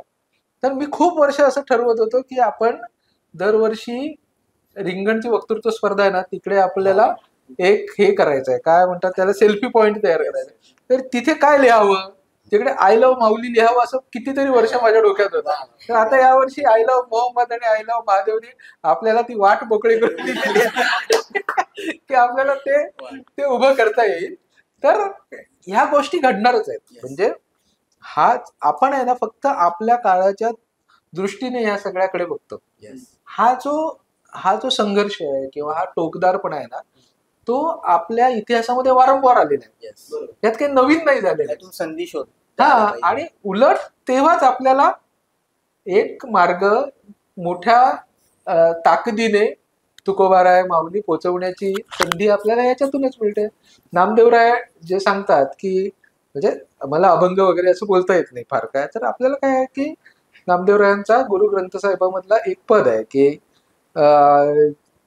की काय, हिंदू पूजे देहुरा, म्हणजे हिंदू देवळात पूजा करतो, हिंदू पूजे देहुरा, मुसलमानो मशीद. म्हणजे हिंदू देवळात पुजतात आणि हिंदू आणि मुसलमान जिथे पूजा करतात त्याच्या पलीकडे नामदेव पूजा करतो, पाया पडतो. मला ते लगेच आता येणार नाही, पण शहाणा माणूस हा त्याच्या पलीकडे जाऊन पाया पडतो. तर हे आपण त्याच्या पलीकडे कधी जाणार आहोत? म्हणजे एक माणूस म्हणून जगण्याची ही गोष्ट आहे. हा माणुसकीचा धर्म आहे. हा माऊलींचा धर्म हा माणुसकीचा धर्म आहे. एवढं आपल्याला लक्षात आलं ना की मी कोण आहे, म्हणजे कोणी कोणाच्या विरोधात काहीतरी बोलतोय, म्हणजे मराठा असे असे आहेत, ब्राह्मण असे असे आहेत, किंवा दलित असे असे आहेत, किंवा ओबीसी असे असे आहेत, असं म्हटल्याच्या नंतर जर ते मला लागलं तर माझ्यात प्रॉब्लेम आहे. कारण मी अजून त्या त्या आयडेंटिटीशी जोडलेलं आहे. हिंदू असे आहेत, मुसलमान असे आहेत असं म्हटलं की ते माझ्या आयडेंटिटीशी जोडलेलं आहे. आणि मी त्याच्या पलीकडची गोष्ट आहे ना माणूस म्हणून. मी कधी ह्या सगळ्याच्या पलीकडे बघणार? जात धर्म याच्या पलीकडे जाणं म्हणजेच वारकरी होणार असं मला वाटतं. या सगळ्यात मला एक असा प्रश्न पडतो. मी तुमची एक पोस्ट वाचली होती, फेसबुक पोस्ट, तर त्याच्यामध्ये तुम्ही प्रबोधनकार यांच्याबद्दल एक प्रसंग सांगितलेला होता. आणि त्या प्रसंगात असं होतं की दलिताच्या हस्ते गणपती बसवला नाही तर ते फार वाईट होईल किंवा मी मूर्तीच फोडून टाकेल, असं इशारा दिला होता प्रबोधनकार ठाकरेंनी. आणि अलीकडेच एक दलित कुटुंबातला व्यक्ती सरन्यायाधीश पदापर्यंत पोहोचतो आणि त्याच्यावर बूट फेकण्यापर्यंतचा प्रयत्न केला जातो. आता दोघं गोष्टी नक्कीच वेगळ्या आहेत, पण तरी त्या एका दलिताशी आणि त्याचबरोबर महाराष्ट्राशी जोडल्या गेलेल्या आहेत. मग तुम्ही या दोघं अँगल किंवा या दोघं गोष्टींकडे कशा अँगलने बघतात? प्रबोधनकार साधारणतः 100 वर्षांपूर्वी काय घडलं होतं असा इतिहास लिहिण्याचा त्यांनी खूपदा प्रयत्न केला. म्हणजे त्याचं पुस्तक काढणार होते, ते जमलं नाही. मग त्याच्यानंतर त्यांनी जे प्रतापसिंह, छत्रपती प्रतापसिंह आणि रंगोबापूजी नावाचं पुस्तक लिहिलं. साधारणतः 100 वर्षापूर्वी काय इतिहास आहे असं त्यांनी त्याच्यातून मांडलेलं आहे. तर आत्ताही मी अशाच पद्धतीने ते प्रबोधनकारांनी जो रस्ता दाखवलाय, आत्ता जेव्हा भूषण गवईंवर, सरन्यायाधीशांवर बूट फेकला जातो आणि तो फेकणारा काय सांगतो, काय ते हिंदू नाही हिंदू नाही, काय म्हणतो, सनातन धर्म का इति अपमान नाही सहेगा हिंदुस्तान असं जेव्हा म्हणतो तेव्हा तो धमकी देतोय. एकट्या गवईंना नाही, गवईंसारख्या सगळ्या न्यायव्यवस्थेला धमकी देतोय की सनातन धर्म का इतिहास नाही सहेगा हिंदुस्तान. हे सनातन विनातन जे काय आहे ना, हे आत्ता आपण ऐकायला लागलो गेल्या 5-7 वर्षात. नाही तर आतापर्यंत हिंदू गर्व से कहो हम हिंदू आहे इथपासूनच आम्ही लहानपणापासून, माझ्या लहानपणापासून ऐकत आलेलो होतो. तर हे हिंदूच आता सनातन होत आहे. तर आपण हे 100 वर्षाच्या पलीकडे जेव्हा बघतो तेव्हाही हेच सांगत होते की बाबा तुम्ही एका अस्पृश्याच्या हस्ते आम्ही पूजा होऊ देणार नाही. ते काय झाली होती कथा मी सविस्तर सांगत नाही, पण तेव्हा असं घडलं होतं. आजपासून बरोबर 100 वर्षापूर्वीची गोष्ट. इकडून जवळ दादरमध्ये गणेशोत्सव होता. ते वर्गणी सगळ्यांकडून गोळा करायचे, पण सगळेच्या सगळे कमिटीवरचे मेंबर हे ब्राह्मणच असायचे. सगळे कार्यक्रम ब्राह्मणांचे व्हायचे. सगळे जे काय व्हायचं ते सगळं पूजा ब्राह्मणांकडून व्हायची, ब्राह्मणांच्या हस्तेच व्हायचे. तेव्हा मग डॉक्टर बाबासाहेब आंबेडकर, राव बहादूर बोले अशी फार मोठी मोठी माणसं होती. ती सगळी जण त्याच्या विरोधात आंदोलन करत होती. ही सगळी दादरकर मंडळी आंदोलन करत होती. मग त्याच्यात प्रबोधनकार जोडले गेले. तिकडे फार मोठा गोंधळ सुरू आहे, तुम्ही या सगळेजण बोलवताय. आणि मग तेव्हा ते गेले आणि मग तेव्हा त्यांनी सांगितलं की जर अस्पृश्याच्या हस्ते पूजा होणार असेल तरच ती पूजा होईल. जर 3 वाजेपर्यंत झाली नाही तर मी मूर्ती फोडून टाकेल. तेव्हा प्रबोधनकार काय पण करू शकतात हे तेव्हा लोकांना माहित होतं. त्याच्यामुळे लगेच त्यांनी त्याच्यावर एक मांडवली केली, ती तयार झाली. मडके बुवा नावाचं एक परळचा चौक आहे, मडके बुवा चौक. ते मडके बुवा नावाचे डॉक्टर बाबासाहेब आंबेडकरांचे अनुयायी होते, त्यांचे बॉडीगार्ड देखील होते. तर त्या मडके बुवांच्या हस्ते, म्हणजे मडके बुवांनी फुल द्यायचं जे तो भट आहे तो गणपतीवर वाहणार, अशा पद्धतीने एक मधला मार्ग शोध. पण ही पण मोठी गोष्ट होती त्या काळात. तर हे करण्यात आलं आणि मग ते त्या काळात तसा मार्ग काढला ना, धक्का दिला ना त्या सगळ्या व्यवस्थेला. आणि आज साधा निषेध पण नाही होत भूषण गवईंवर फेकल्या किंवा प्रबोधनकारांची पुस्तकं जेव्हा समोर फेकली जातात तेव्हा त्याचा साधा निषेध पण होत नाही. हा फरक आहे त्या काळात आणि या काळात. कारण ती जी सनातनी आघाडी आहे ती या प्रसंगातून 100 वर्षात शिकली आहे. आणि त्याच्या विरोधात संघर्ष करणारी जी समतावादी आघाडी आहे ती मात्र त्याच्यातून काही शिकायला कबूल नाही, तयार नाही, असा याचा अर्थ होतो. आपण त्याच्याकडे ह्या सगळ्या इतिहासाच्या, मी जे म्हणतोय ना की असे असे प्रसंग वारंवार येतच राहणार आहे, असा काळ वारंवार येतच राहणार आहे. त्या काळात आपल्याला या सगळ्या गोष्टींकडे बघायला हवं आणि त्याचा संघर्ष करायला हवा आपापल्या पातळीवर. मग सर, आता मला असा प्रश्न पडतो की तो वकील म्हणतो ना की सनातन धर्म का अपमान सहा नाही जाएगा वगैरे, मग त्याचा निषेध पण नाही केला गेला, बरोबर. मग मला असं विचारायचं आहे की सनातन जो शब्द आहे ना त्याचा काय उलगडा करणार तुम्ही, म्हणजे आमचे जे प्रेक्षक आहेत किंवा आम्ही लोक आहोत, हा काय फरक आहे, म्हणजे सनातन जो शब्द आहे तो कसा उलगडणार, त्याच्याकडे तुम्ही सनातन कसं या बघता? शब्दाचा अर्थ, शब्दशः असा अर्थ आहे, तो काय वाईट नाही, पूर्वापार चालत आलेली गोष्ट आहे की गांधीजी ज्याला- पण स्वतःला सनातनी त्याचा ज्याची काही सुरुवात नाही असा सुरू असलेला धर्म सनातन पूर्वीपासून. आमच्या शाळेच्या पुस्तकांमध्ये मात्र असं होतं की सनातनी लोक होते, त्यांनी लहानपणी तुम्ही शाळेच्या पुस्तकात मी तरी वाचलेले की सनातनी लोकांनी संतांना विरोध केला, सनातनी लोकांनी सावित्रीबाई फुलेंच्या अंगावर हे शेण. शेण फेकलं.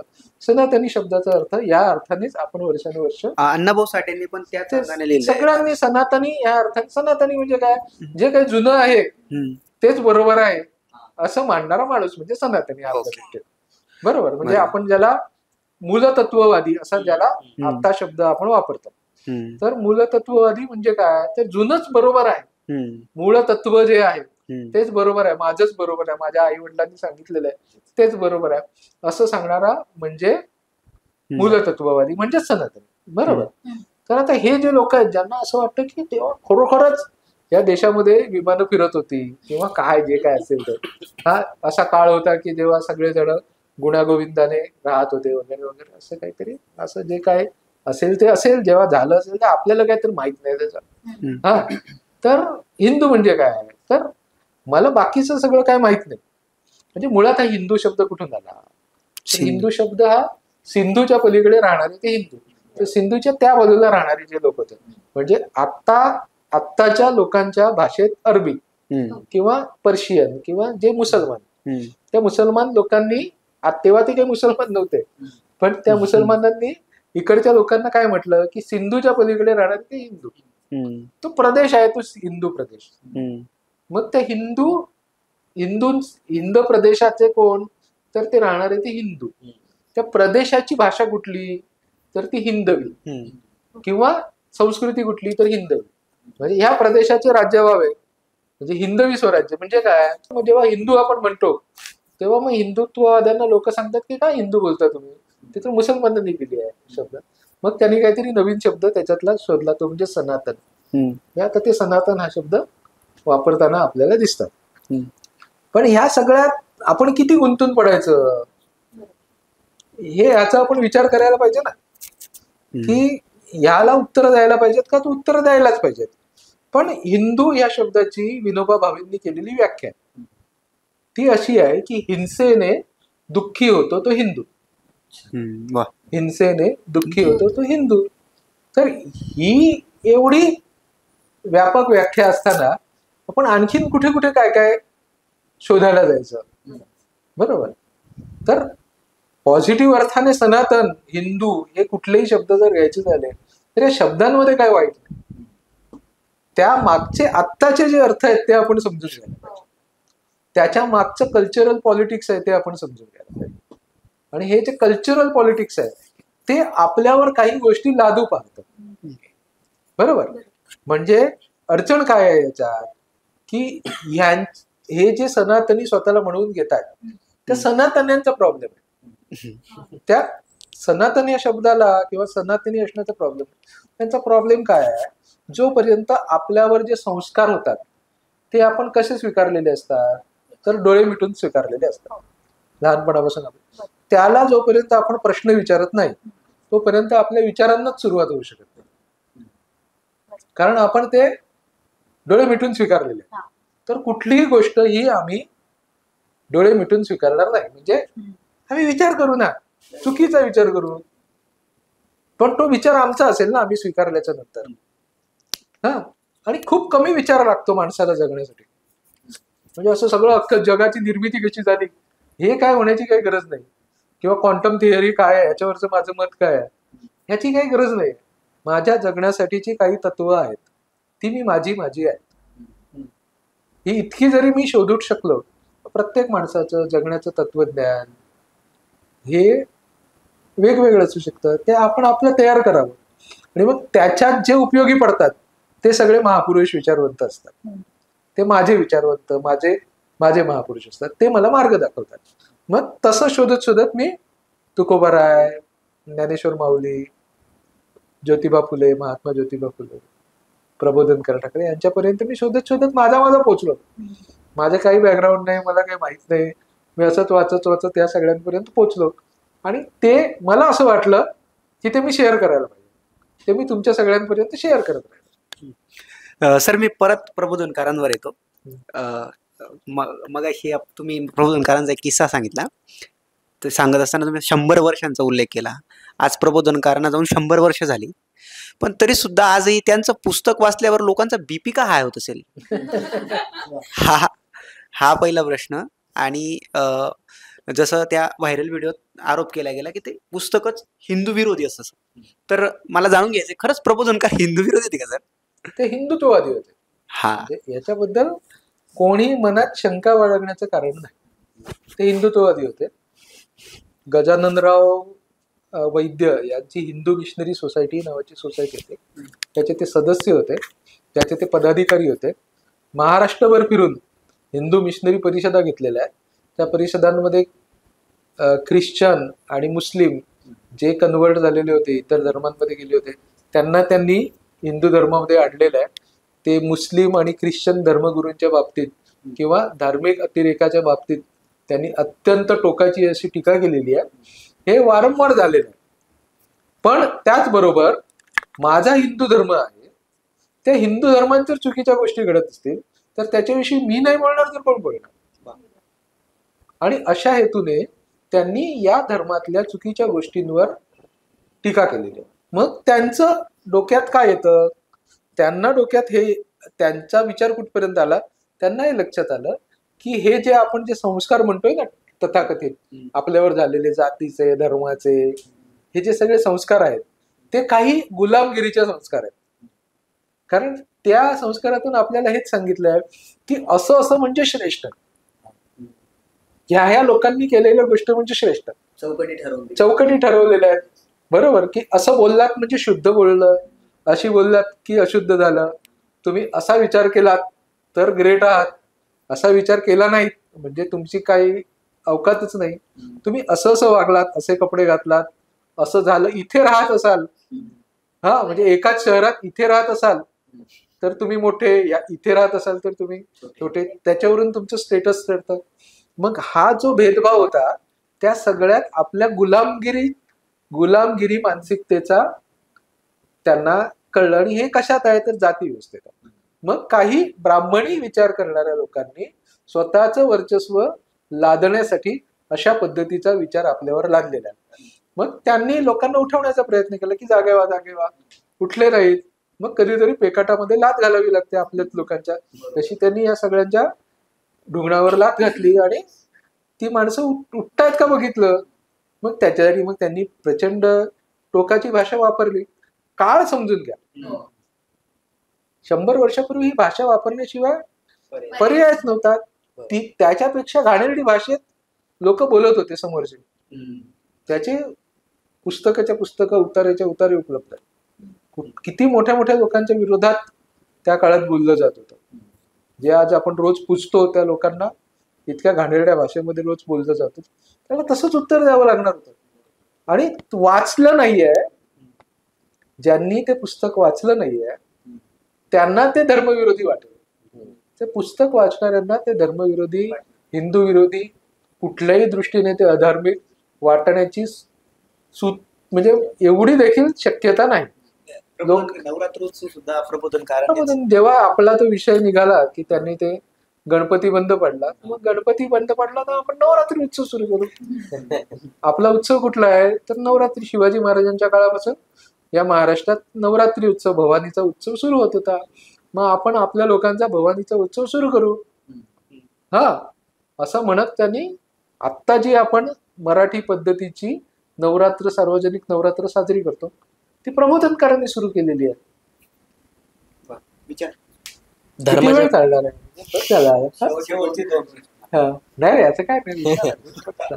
धर्माच्या बाबतीत आपण बोलतोय. रामकृष्ण हरी आणि जय श्रीराम या 2 शब्दांकडे तुम्ही कसं पाहता आणि या 2 शब्दांमध्ये तुम्हाला काय फरक जाणवतो? काही फरक नाही, काही फरक नाही. म्हणजे रामकृष्ण हरी असू दे किंवा जय श्रीराम असू दे किंवा रामराम असू दे, त्या शब्दांमध्ये काय वाईट आहे? या शब्दांमध्ये काहीच वाईट नाही ना. रामाचा आदर्श या सगळ्यांमध्ये आहे. हा किंवा सलाम वालेकुम ह्याच्यात काय वाईट आहे? हा अल्लाहू अकबर याच्यात काय वाईट आहे? काय वाईट आहे याच्यात? जय जिनेंद्र याच्यात काय वाईट आहे? ह्या सगळ्यामध्ये एक व्यापक विचारच आहे. प्रश्न कुठे आहे? कुठल्या हेतूने हे शब्द वापरलेले आहेत? हेतू. बरोबर. हा म्हणजे शब्द, आपण त्या शब्दांमध्ये अडकतो, आपण त्याच्या प्रतीकांमध्ये अडकतो. ह्यात काय चुकीचं आहे? अरे पण ते तुम्ही कशासाठी वापरले गेलेले आहेत आणि कुठल्या विचारांनी हे सगळं घडतंय? बरोबर. जय श्रीराम म्हणणं यात काय चुकीचं असू शकतं? पण कोणीतरी राजकीय हेतूने, मी ज्याच्या वारंवार म्हणतो आहे, ज्या सांस्कृतिक गुलामगिरीसाठी आपल्यावर ह्या काही गोष्टी लादण्यासाठी जर हे कोणी वापरत असेल, उद्या रामकृष्ण हरी देखील ह्याच्यासाठी वापरलं जाऊ शकतं, तेव्हा ते चुकीचं ठरू शकतं. बरोबर. किंवा कोणी वापरत असेल तर ते चुकीचं ठरत असेल. बरोबर. त्याच्यामुळे कुठल्याही शब्दात काही चूक नाही. म्हणजे हिंदू या शब्दात काही चूक आहे? ह्या सगळ्याचे अर्थ आहेत ते व्यापकच आहेत. आणि हे सगळं करणारी आपण ह्यांचे हेतू हे का करतायत ह्याच्यावर विचार करणार नसू आणि आंधळेपणाने हे सगळं स्वीकारणार असू तर कसं चालेल? आपण डोळे उघडून ह्याच्याकडे बघायलाच पाहिजे. हेच आपलं काम आहे. सतत जागा राहावं लागेल, सतत तपासत राहावं लागेल की हे काय आहे. मी बातम्या करतो रोज, तर मी ते तपासत राहायला पाहिजे. हा हे काहीतरी गडबड आहे, इथे गडबड आहे. हा पण आपण विचारच करणार नसू तर प्रॉब्लेम आहे. मग रोज पेपर वाचताना विचार करायला पाहिजे, रोज टीव्ही बघताना विचार करायला, रोज इकडे तिकडे फिरताना विचार करायला पाहिजे. आपला विचार करण्याची जी प्रोसेस आहे ती कायम राहायलाच पाहिजे. मग त्याच्यात मदतीला आपलं जे चिंतन आहे ते सुरूच राहायला पाहिजे. मग त्याच्यात वाचन कधीतरी मदतीला येतं, टीव्ही बघणं येतं, पॉडकास्ट बघणं येतं, सिनेमा बघणं येतं, नाटक बघणं येतं, किंवा कुठलं तरी अधिक कुठलं तरी कोणाचं तरी भाषण ऐकणं येतं. ही सगळी प्रोसेसचा भाग आहे. तो आपला विचार पुढे नेण्याच्या प्रोसेसचा भाग म्हणून वाचन, लिखाण, ऐकणं ह्या सगळ्या गोष्टी येतात. त्या दृष्टीनेच आपण त्याच्याकडे बघायला पाहिजे. सर म्हणजे अनेक प्रतिप्रश्न होतील, पण आपण मुलाखतीचं रिंगण पूर्ण करत असताना पुन्हा एकदा रिंगणवर येतो. तो असं की तुम्ही आता 14वा अंक संत सेना महाराजांचा आलाय, त्यात तुम्ही जातीचं करायचं काय असा प्रश्न विचारलाय आणि त्यावर संपादकीय लिहिलंय. सध्या जातीच्या अनुषंगाने महाराष्ट्र पूर्ण देशभरात गाजतोय. जाती जातीमध्ये तेढ असेल किंवा अनेक मागण्या असतील. तर हे 14 संतांवर तुम्ही लिहित असताना त्यांना चिटकलेल्या जाती आल्यात.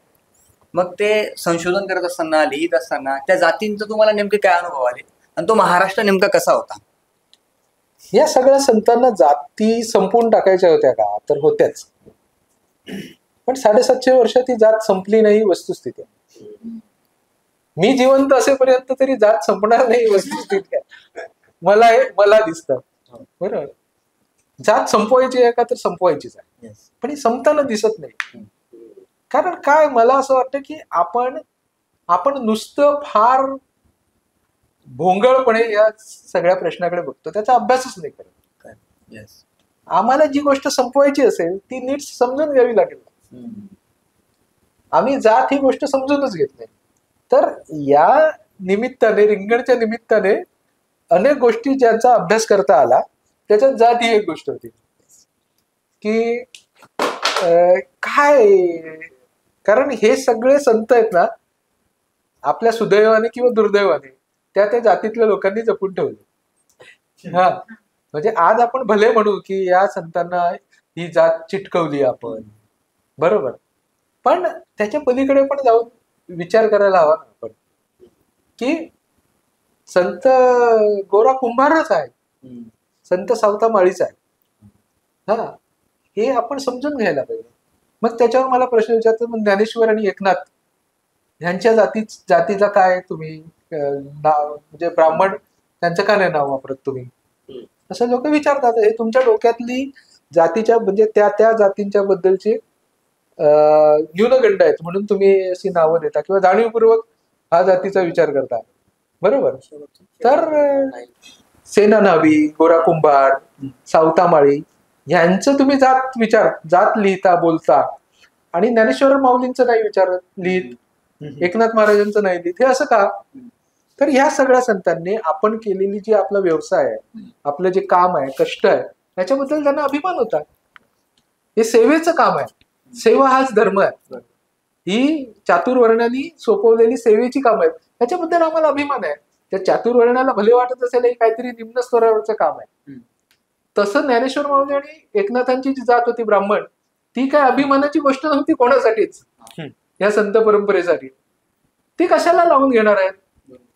उलट हे नावं घेणं हे नकोय असं म्हणतंय. मला ब्राह्मण काय बनायचं नाहीये. आणि आज आपल्याला ब्राह्मण बनायचंय. मात्र आज आपल्याला ब्राह्मणांसारखं दिसायचंय, ब्राह्मणांसारखं वागायचंय, ब्राह्मणांसारखं टिकाला लावायचंय, ब्राह्मणांसारखं कानात ती भिकबाळी घालायची आहे, ब्राह्मणांसारखे कपडे करायचे, आम्हाला ब्राह्मण बनायचंय. पण ती परंपरा सांगते आम्हाला हे बनायचंच नाहीये. आम्हाला आमची बरे झाले तेव्हा कुणबी केलं. मी माळी आहे बाबा, मला हे ब्राह्मण नाही बनवतच किती बरं केलंस, असं सावतामाळी म्हणतात, सावतोबा म्हणतात आमचे. हे 750 वर्षापूर्वी चालू आहे. हे जे मी जे म्हणतोय ना, सांस्कृतिक गुलामगिरीचा जे काय आपल्या डोक्यावर जे बसवलेलं आहे ते त्यांना नकोच आहे. ब्राह्मण ही उपाधीच नको आहे म्हणून ती लावत नाहीयेत ती मंडळी, आणि म्हणून आम्ही पण लावत नाही. हे आम्हाला नकोच आहे, कारण ह्याच्यातून फक्त दंभ निर्माण होतोय, खोटेपणा निर्माण होतोय. असं त्यांना वाटतंय की ही जी तथाकथित देव आणि त्याचा भक्त ह्यांना जोडण्यासाठी कोणतरी मध्ये लागतो, ह्याची काही गरजच नाहीये. कोणीही ते सगळी कामं करू शकतात. एकतर कुठल्याही कर्मकांडाची गरज नाहीये ना. योग याग विधी येणे नव्हे सिद्धी, योगानी नाही, योग याग, याग म्हणजे यज्ञानी नाही, आणि योग याग विधी, विधी म्हणजे कर्मकांडानी नाही. योग याग विधी येणे नव्हे सिद्धी, वायाची उपाधी धर्म. फक्त ते ढोंग आहे आणि माझ्या डोक्यावर त्याचा फक्त अभिमान निर्माण होणार आहे, त्याच्यातून फक्त अभिमान होणार आहे माझ्यामध्ये. हे सगळं सोडायला पाहिजे ना. हा, तर आम्हाला ह्या गोष्टींची सुतराम, आम्हाला फक्त आमच्या मेहनतीची, कष्टाची, सेवेची, ह्याच्याबद्दल आम्हाला अभिमान आहे. हे सगळं आपण समजून घ्यायला हवं असं मला वाटतं. आणि मग ह्या सगळ्याकडे आपण कशा पद्धतीने बघणार आहोत, आज त्याच्यावरचं खूप चिंतन झालेलं आहे. आपल्याकडे खूप अभ्यास झालेला आहे, म्हणजे आधुनिक काळापर्यंत अभ्यास होतोय जात या गोष्टीच्यावर. आपण तो समजून घ्यायला पाहिजे. आणि ते तुम्हाला ऑप्शनला नाही टाकतायत. आपण काय करतो, धर्म, जात ह्या गोष्टी ऑप्शनला टाकून दे, आम्ही मानतच नाही, मग आम्ही काय. मग लोक म्हणतात तुम्ही मानत नाही, मग तुमच्या काय याच्याशी संबंध आहे तुम्ही लाभ राहा. बरं, ते सगळं समजून घ्यायला पाहिजे असं मला वाटतं. शेवटचा प्रश्न आता फायनली त्याचा उपप्रश्न कोमल विचारेल, मी त्याची सुरुवात करतो. रिंगणच्या अनुषंगाने बरीचशी चर्चा झाली वार्षिक अंकाच्या अनुषंगाने, पण त्याच रिंगणचा एक उपक्रम आहे वक्तृत्व स्पर्धेचा, आणि सध्याच्या काळात फक्त ऐकवणाऱ्यांचीच संख्या जास्त आहे असं आम्ही तरी पाहतो. तुम्हाला आमच्यासारख्या पिढीला, ज्या पिढीला शक्यतोवर शिव्या घातल्या जातात, ही काहीच करू शकत नाही असं थेट आमच्यावर आरोप होतात आमच्या पिढीवर, तर आमच्यासारख्या पिढीचं का ऐकून घ्यावं असं वाटतं? आणि तुमची त्या उपक्रमामागचा तुमचा हेतू काय, की दरवर्षी तुम्ही न चुकता ती स्पर्धा का आयोजित करतात, वक्तृत्व स्पर्धा? ते अशी खूप तयारी करून विद्यार्थ्यांनी बोलावं आणि खूप जास्त महिन्याभरापासून तयारी करावी लागते, असे विषय देण्यामागचा हेतू काय, आणि तुम्ही कुठल्या विचाराने ती स्पर्धा आयोजित करतात, हे ऐकून घ्यायचं आम्हाला. तुम्ही सगळेजण म्हणजे आज जे माझ्याशी बोलताय ते रिंगण वक्तृत्व स्पर्धेमुळेच बोलताय. तुम्ही सगळेजण रिंगण वक्तृत्व स्पर्धेत एकदा तरी बोलून गेलेले आहात, विजेते आहात. तर रिंगण याच्यासाठी तर रिंगण वक्तृत्व स्पर्धा सुरू केली जाते की असं वाटत होतं की मी तरी बघतो की कुठलीच पिढी म्हणजे प्रत्येक पिढीला असं वाटत असतं की पुढची पिढी बिनकामाची आहे, बोगस आहे, त्याला काय कळतंय, त्याला काय अक्कल नाही, असं तुम्हालाही तुमच्या पुढच्या पिढीबद्दल वाटतच असणार. बरं, पण तसं नसतं. ती आपल्या 2 पावलं पुढे असते म्हणून आपण त्याला समजू शकत नाही. मी माझ्या घरापासून बघतोय की ती वरवर बघता ती आपल्याला फार उथळ वाटते, पण ती 2 पावलं पुढे आपल्या खांद्यावर बसली आहे, लांबचं बघते, ती तंत्रज्ञान बघते, नवं टेक्नॉलॉजी बघते आणि नव्या भाषा शिकते, नवं जग बघते. ती अशी मुंबई, मालेगाव, औरंगाबाद इथपर्यंत, संभाजीनगर इथपर्यंत अडकलेली नाहीये. ती त्याच्या पलीकडे गेलेली आहे. तिला जग माहिती आहे, जगभर काय होतं ते माहिती आहे. जुबिन गर्ग मेल्याच्या नंतर आपल्याला कळतं त्यांना माहिती आहे. बरोबर, आसाम मधले जुबिन गर्ग, त्यांना माहिती आहे, आपल्याला माहित नाही. आणि तेच इकडे वसईमध्ये रॅप करणारा पोरगही त्यांना माहिती आहे. हा, किंवा कोण इन्फ्लुएन्सर कुठे कुठे काय काय करतात ते सगळं त्यांना माहिती आहे. ही पिढी फार महत्वाची आहे. त्याच्यामुळे यांच्याशी बोलायला कोण कोण बोलणार आहे. मग त्यांनी संत साहित्याकडे एवढं सगळं त्यांना जग माहिती आहे, ती कशा पद्धतीने संत साहित्याचा विचार करू शकतात हे मला समजून घ्यायचं होतं. आणि मी दरवर्षी म्हणून रिंगणची वक्तृत्व स्पर्धा आली. मग स्वामीराज, प्रवीण, तुम्ही सगळेजण होतात म्हणून रिंगणची वक्तृत्व स्पर्धा होते. आणि मला त्याच्यातलं काहीच माहित नाही, म्हणजे मी तुम्हाला काय ते जगच माहित नाही. फक्त मला असं वाटायचं की वक्तृत्व स्पर्धा व्हायला पाहिजे, किंवा म्हणजे वक्तृत्व हा शब्दही नीट बोलायचा म्हणजे मला विचार करावा लागतो. निबंध व्हायला पाहिजे, निबंध स्पर्धा व्हायला पाहिजे. त्याच्या पलीकडे जाऊन रिंगणनी फेलोशिप्स द्यायला पाहिजे, रिंगणनी अभ्यासामध्ये आणायला पाहिजे. त्याच हेतूने रिंगणमध्ये सगळी नवीन नवीन मुलं लिहित असतात. अगदी 15 वर्षापासून ते 25 वर्षापर्यंतची कितीतरी मुलं रिंगणमध्ये लिहित आलेली आहेत. ती रिंगणसाठी फिरायला कधीतरी ट्रिप्स व्हाव्यात, म्हणजे टूर्स व्हाव्यात, बघावं जाऊन की गोरोबा काकांचं तेर कसं आहे, कोणीतरी जाऊन बघावं मंगळवेढ्याला चोखोबांचं गाव कसं आहे, किंवा कोणीतरी जाऊन बघावं की निवृत्तीनाथ त्र्यंबकेश्वरला कसं आहे. या सगळ्यांनी 2 दिवस जावं त्र्यंबकेश्वरला, किंवा आळंदी देऊत काय बघायला पाहिजे, किंवा पंढरपूरचं टूर करायला पाहिजे. असं मला भरपूर काय काय वाटतं. त्याच्यातली एक गोष्ट कशी बशी म्हणजे फार उत्साहात सुरू आहे. इतकी मुलं दरवर्षी बोलतात. या वर्षीचे विषय पण आलेले आहेत, ते तुम्ही खाली ते टाकून द्या, त्या याच्यात कालच्या कमेंट मध्ये टाकून द्या. उपप्रश्न संपलेला आहे नाही. अर्ध उत्तर तर मिळालंय, पण तरी एक असं वाटतं, आता तुम्ही मिलेनियन्स, परत जेनझी आणि त्यानंतर अल्फा, हा, तर ह्या 3 पिढ्या तुम्ही बघतायत. पण या सगळ्यांमध्ये जास्त चर्चित असलेली पिढी जेनझी आहे, बरोबर. म्हणजे या जेनझी पिढीने नेपाळमध्ये आंदोलन केलं, ते हिंसक होतं, तो भाग वेगळा होता. पण तरी ही जी पिढी आहे हिच्याकडे या दृष्टीने बघतात की ही वाया गेलेली पिढी आहे, यांच्याकडून काही होणार नाही, ही मोबाईलमध्ये अडकलेली पिढी आहे, हे वाचन करत नाही. मग तुम्हाला पण असं वाटतं का की जे आमची जी पिढी आहे ती खरंच वाया गेली आहे? नाही, ह्यांचं कसं आहे की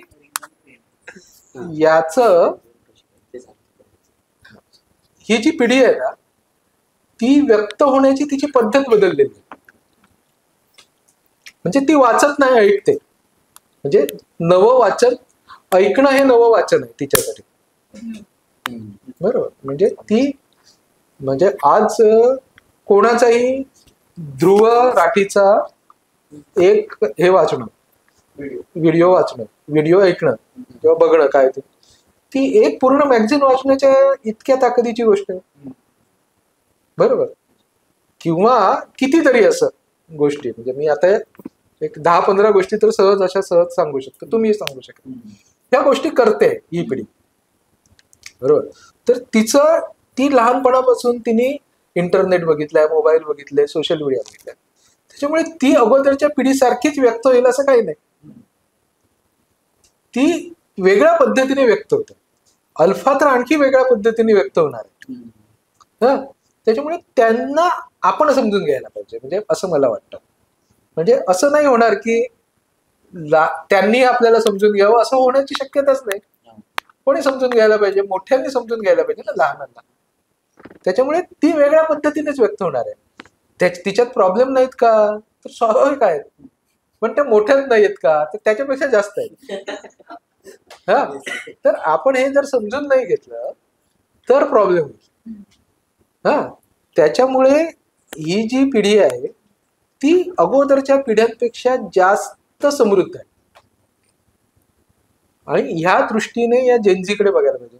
जेनझीचे जसे नेपाळमधला एकच उद्रेक आपल्याला माहिती आहे, 2 दिवसांपूर्वी मोरोक्को आणि मादागास्करला पण जेनझीचा उद्रेक झाला. हा, त्याच्या पलीकडे सतत सुरू आहे. इंडोनेशियापासून आता मादागास्कर पर्यंत सतत सुरू आहे आणि हे चालू राहणार आहे. हा, तर त्याच्यामुळे हे सगळं समजून घ्यायला पाहिजे. इंटरेस्टिंग गोष्ट आहे. हा, तर आपण या सगळ्या लोकांशी बोलायला पाहिजे. याच्यातूनच रिंगण वक्तृत्व स्पर्धेची सुरुवात झाली आणि यावर्षी 7 डिसेंबरला आळंदीला डुडुळगाव येथे शरदचंद्र पवार कॉलेजमध्ये ही वक्तृत्व स्पर्धा आहे. जे सगळेजण ऐकतात त्या सगळ्यांना त्याचं निमंत्रण. ऍक्च्युली हा शेवटचा प्रश्न असं म्हटले होते, बट पत्रकारांच्या सानिध्यात राहून आम्ही पण शेवटचा म्हणून 2 एक प्रश्न वाढवण्याचा मोह आमच्याकडून धावला गेला नाही. तर आधी ते 2 प्रश्न विचारेल, त्यानंतर मी शेवटचा प्रश्न रिंगणवर विचारेल.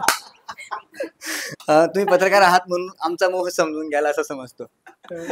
आपण संतांवरती आतापर्यंत बरंच बोललो. मला जेन्युअनली एक विचारायचंय, जर तुकोबा, विशेषतः जर तुकोबा आता असते, संत पुरोगामी आहेत, तर त्यांचं लिव्हिंग वरती काय मत असतं असं तुम्हाला वाटतं? हा, म्हणजे काय आहे की तुकोबारायांना असं मला स्पेसिफिक, कारण काय झालं, 14 अंक आतापर्यंत झाले, तुकोबारायांचा अंक नाही झालेला आणि तुकोबारायांचा कळस आहे. बरोबर, तर मला तिथपर्यंत अधिक खोलात जाऊन तुकोबा समजून घेतलेले नाहीत मी. पण मला सापडलेले तुकोबा भारी आहेत असं मला वाटलं. म्हणजे हे सगळे संत आहेत ना, सगळे त्या संतांपासून मी कदाचित एक पाऊल लांब राहील, पण तुकोबा माझ्या खांद्यावर हात टाकतील असं मला वाटतं.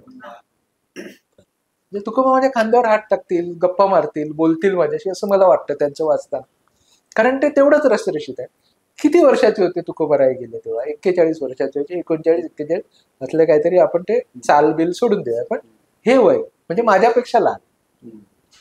हा, तर ह्या वयाचे तुकोबार आहेत आणि स्वतःला काय डेव्हलप केलंय, खतरनाक स्वतःला डेव्हलप केलेलं आहे. तुकोबाराय जेव्हा गेले तेव्हा त्यांची पत्नी आवली किंवा जिजाबाई, जिचं नाव आहे आपण पिक्चर मध्ये अशी बघितलेली आहे, त्या गरोदर होत्या.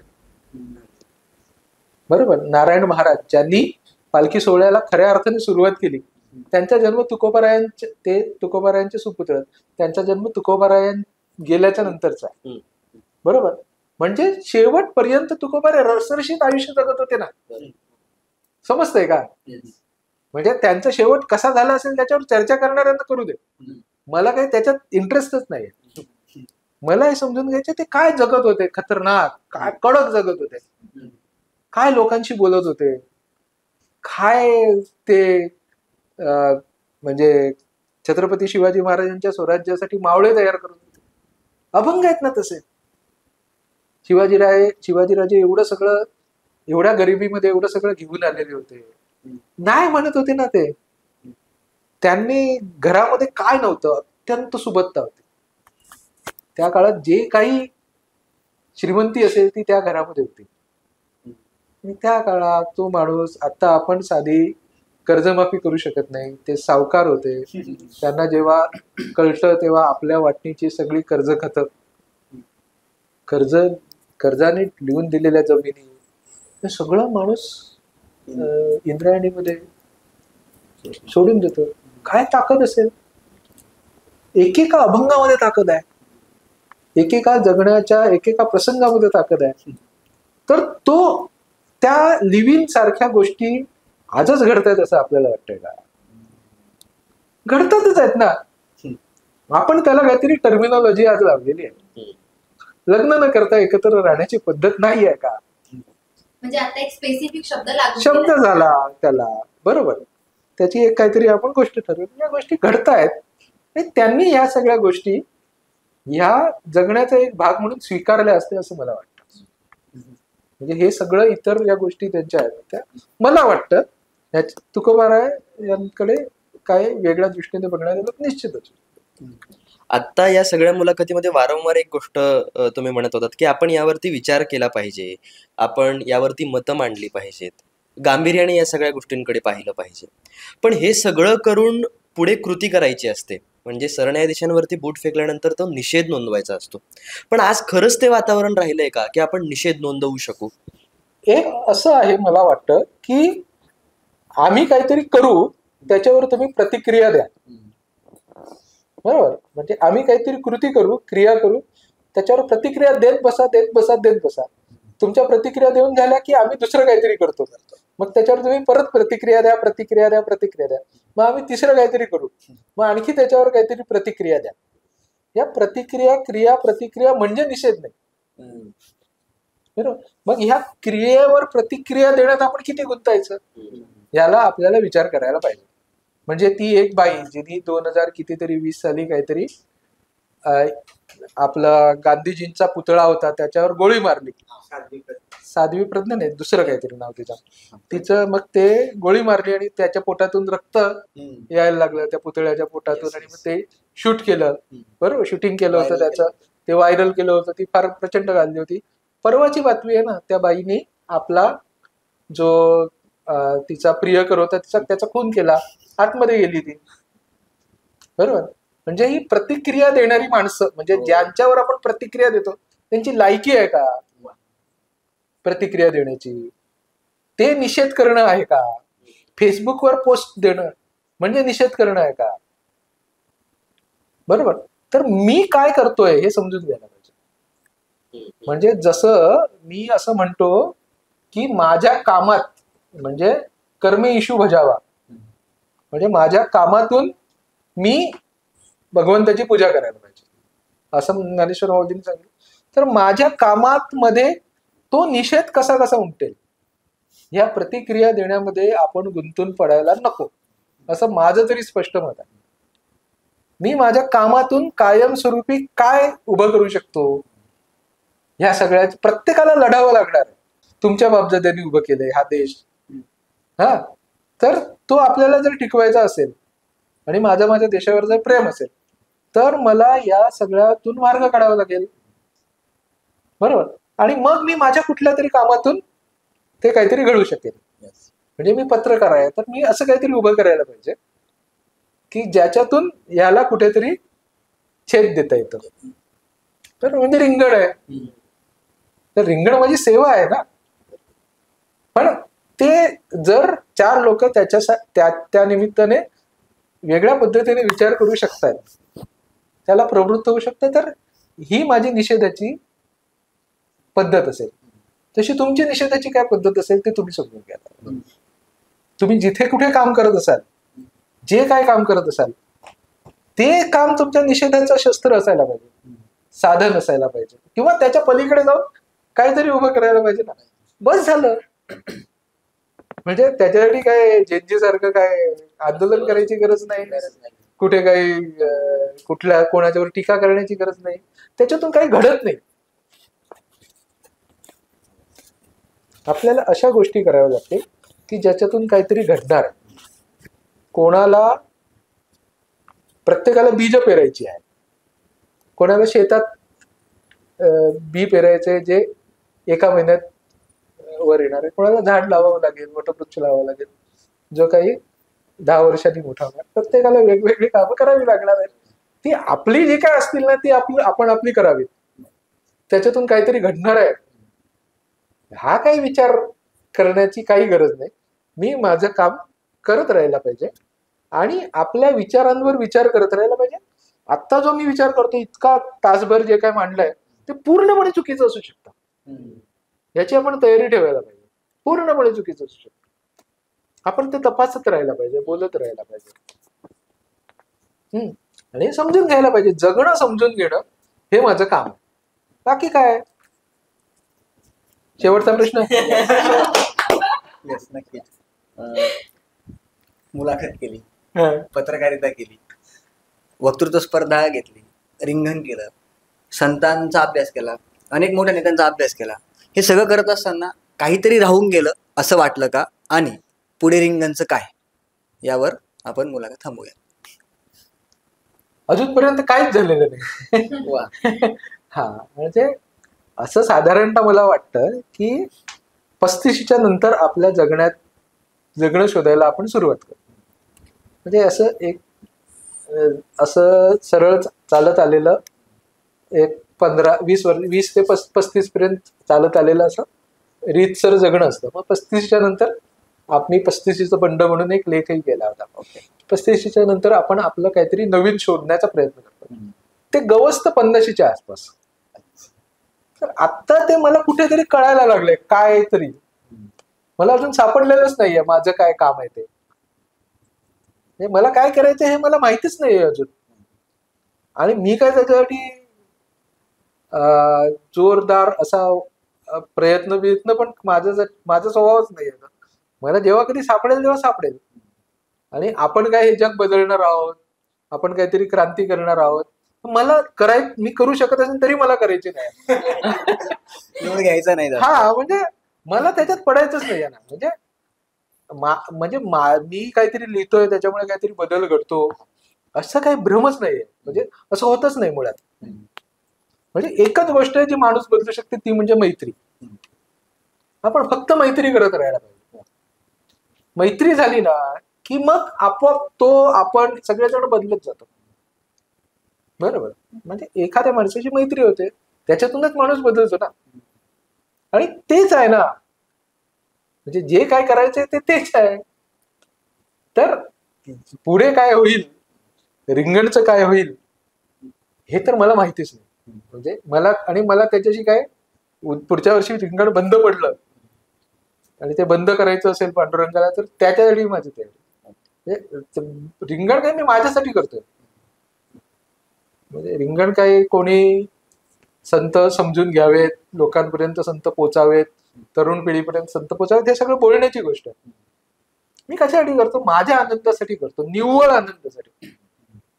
माझ्यासारखा अत्यंत आळशी माणूस जो धक्का मारल्याशिवाय हलत नाही, तो माणूस फक्त का हलू शकतो? कारण ते फार आनंदाची गोष्ट आहे.